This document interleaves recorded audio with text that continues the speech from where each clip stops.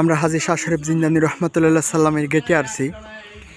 এই যে পুরা গেটটা, ওখানে লেখা আছে হযরত হাজী শাহ শরীফ জিন্দানি রহমতুল্লাহ সাল্লাম। খুব ভোরবেলা চলে আসছি আমি। এটাই কিন্তু মাজারের প্রধান গেট।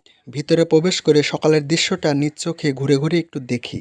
কিছু জিনিস দেখাই। আমি এই মুহূর্তে আছি হযরত হাজী শাহ শরীফ জিন্দানি রহমতুল্লাহ সাল্লামের মাজারে, যেটা হযরত খাজা গরিবে নওয়াজ রহমতুল্লাহ সাল্লামের দাদা পীরের মাজার। এখানে দেখেন কিছু মানুষ থাকে, তাদের জীবনযাপন। এনারা সবসময় এই মাজারে থাকেন। এনাদের জীবনযাপন দেখেন, ঘর বাড়ি সংসার স্ত্রী সন্তান সব কিছু ত্যাগ করে এসে তারা মাজারে থাকেন, একমাত্র তাদের গুরুর আদেশে বা গুরুর স্মরণে। এখানে কিন্তু অনেক লোক থাকেন। এই যে এনাদেরকে তাবারক দিচ্ছেন, এনারা তাবারকগুলো খাচ্ছেন। আসলে আজকে শুক্রবার ভোরবেলায় দেখাচ্ছি। এখন ধীরে ধীরে বাজার বা দোকানপাট বসছে, জামাত হবে, বহু মানুষ এখানে সমগ্রণ হবে। জামাতে প্রায় দুপুরের জুম্মার নামাজ মোটামুটি 1000-এর উপরে লোক হবে। তা আমরা আরও দেখব। এই যে আরও মানুষ দেখেন, সব বিছানা। এখানে কিন্তু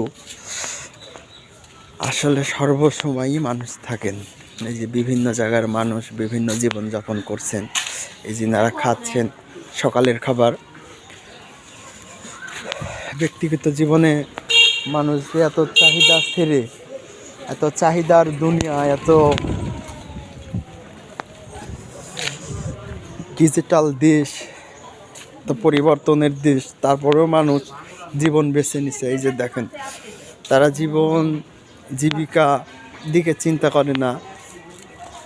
তারা তাদের সব কিছু ত্যাগ করে এসে মাজারে মাজারেই জীবন কাটাচ্ছে।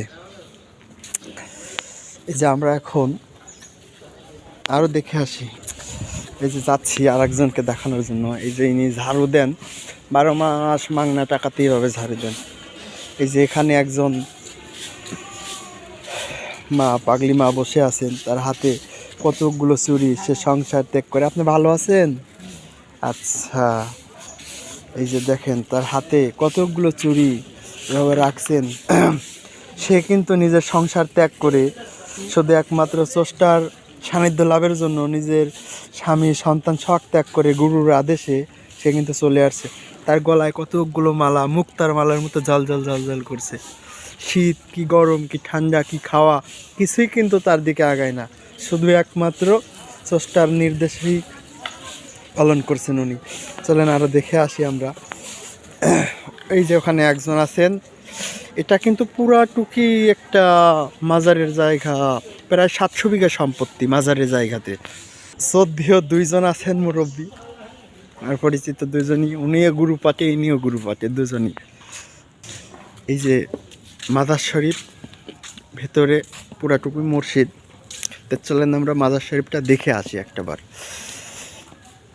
আমরা ভিতরে প্রবেশ করি। এখানে সব বিক্রি, আগরবাতি মোমবাতি বেচার জন্য বসে আছেন। এই যে এটা পুরাটুকু মসজিদ, এটা হুজুরের মাজার। এই যে হুজুরের মাজার এটা। আচ্ছা, এই যে হুজুরের মাজার ভিতরে, এটা হচ্ছে হযরতে শাহ শরীফ জিন্দানি রহমতুল্লাহ সাল্লামের মাজার, যিনি হযরতে খাজা আজমিরি রহমতুল্লাহ সাল্লামের দাদা পীর, ওসমান হারুনি রহমতুল্লাহ সাল্লামের পীর ইনি। তো এসে আপনারাও ঘুরে যাবেন হুজুরের মাজার। আপনাদেরকে কিন্তু আমি দেখালাম। এটা হচ্ছে সিরাজগঞ্জ জেলা, তারাস থানা, নওগাঁ গ্রাম। চলেন আমরা মসজিদের ভিতরে দেখে আসি। কদমে বিসমিল্লাহির। এটা হচ্ছে হুজুরের মূল মসজিদ ছিলেন, এবং হুজুরের এটা মূল ইবাদতখানা ছিলেন। হুজুরের মূল ইবাদতখানা ছিলেন এখানে। বা এই যে পাথরগুলো, এই পাথরগুলো যে কত শো বছরের পুরানো তা কেউ অনুসরণ করতে পারে না। তা আসলে ডিজাইন বহুত রকমের। প্রকৃত হুজুরের এই যে মূলত মাজারের ভিতর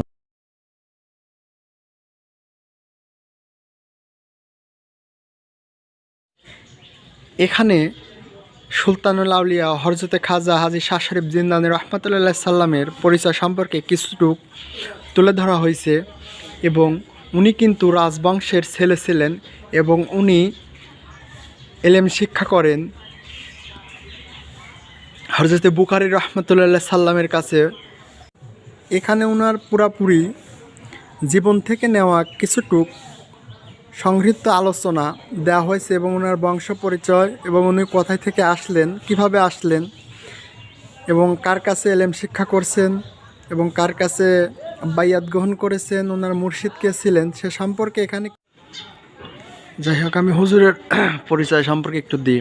ওখানে লেখা আছে হযরতে হাজী খাজা শাহ শরীফ জিন্দানী রহমতুল্লাহ সাল্লামের সংক্ষিপ্ত পরিচয়, যে হযরতে হাজী খাজা শাহ শরীফ জিন্দানী রহমতুল্লাহ বুখারা অন্তর্ভুক্ত জিন্দানগরের রাজবংশের জন্মগ্রহণ করেন।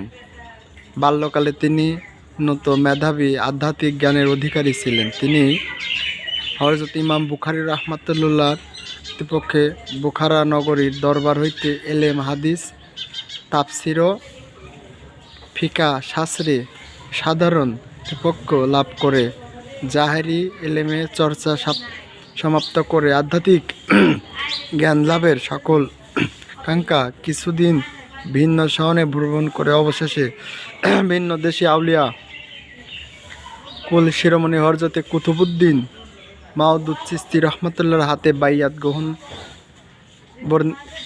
গ্রহণ হন বর্ণিত আছে। হযরত খাজা হাজী শাহ শরীফ জিন্দানী রহমতুল্লাহ একাধারে 12 বছর গভীর জঙ্গলে কঠোর সাধনায় নিম্ন ছিলেন। তখন তিনি অতি সামান্য আহার করতেন, কখনো কখনো একাধারে 5 থেকে 7 দিন হাজী শাহ শরীফ জিন্দানী রহমতুল্লাহ সাল্লাম না খেয়ে থাকতেন ও এসমে আজম শিক্ষা দেন। এর ফলে তিনি এলমে লাদ্দনীয় এলমে তাসাউফ জ্ঞানের অধিকারী হন। অতঃপর তার মুর্শিদ তাকে আপন খেলকা পরিধান করিয়ে দেন আর তৎক্ষণি অদৃশ্য হতে আওয়াজ ভেসে এলো, হে হাজী, এই খেলকা তোমারই সভা পেয়েছে আর আমি তোমাকে আপন বন্ধুরূপে গ্রহণ করে নিলাম। খাজা ওসমান হারুনি রহমতুল্লাহর মুর্শিদ হযরত। এটা নওগাঁ হাজী শাহ শরীফ জিন্দানী রহমতুল্লাহ সাল্লামের মাজারের পাশে ওখানকার কবরস্থান তে লোকে মুখে এবং সাধু মুখে শোনা যায় এই কবরস্থানে কোনো মানুষকে যদি মাটি দেওয়া হয় তাহলে আল্লাহ পাকের মেহেরবানিতে এই কবরস্থানের কবর আযাব হয় না। এই আউলিয়া কেরামের কেরামতির দ্বারায় আল্লাহ রব্বুল আলামিন তার দোয়াতে কবুল করে নিয়েছেন। তা আশা করি এখানে এসে আপনারা একটু জিয়ারত করে যাবেন। বিভিন্ন সমাধি আছে এখানে। তে শোনা গেছে লোক মুখে যে হযরতে হাজী শাহ শরীফ জিন্দানী রহমতুল্লাহ সাল্লামের এই কবরস্থানে কোনো মানুষকে যদি মাটি দেওয়া হয় বা কবরস্থানে কবর দেওয়া হয় তাহলে এখানে সে হাজী শাহ শরীফ জিন্দানী রহমতুল্লাহ সাল্লাম এই আউলিয়ার বরকতে এই কবরস্থান থেকে কবর আযাব হয় না। তা আল্লাহ রব্বুল আলামিন জানেন এবং এখানকার মানুষজনও বলে থাকেন, দশের মুখে শোনা যায়। এটা হুজুরের মাজারের অপর পৃষ্ঠের সিঁড়ি, এই ওই গম্বুজে উঠতে হয়, উঠলে পরে সব কিছু দেখা যায়। হুজুরের মাজারের ভিতরের মসজিদের গম্বুজগুলো দেখা যাচ্ছে, ওই যে সবুজ গম্বুজ একটা, এই একটা গম্বুজ, ওখানে পতাকা। বাদ বাকি আপনারা পুরোটুকু দেখালাম, পুরো মসজিদটুকু দেখালাম এবং হুজুরের মাজারটুকু দেখিয়েছি। এটা পুরোটুকুই হুজুরের মাজারের ভেতরের মসজিদ।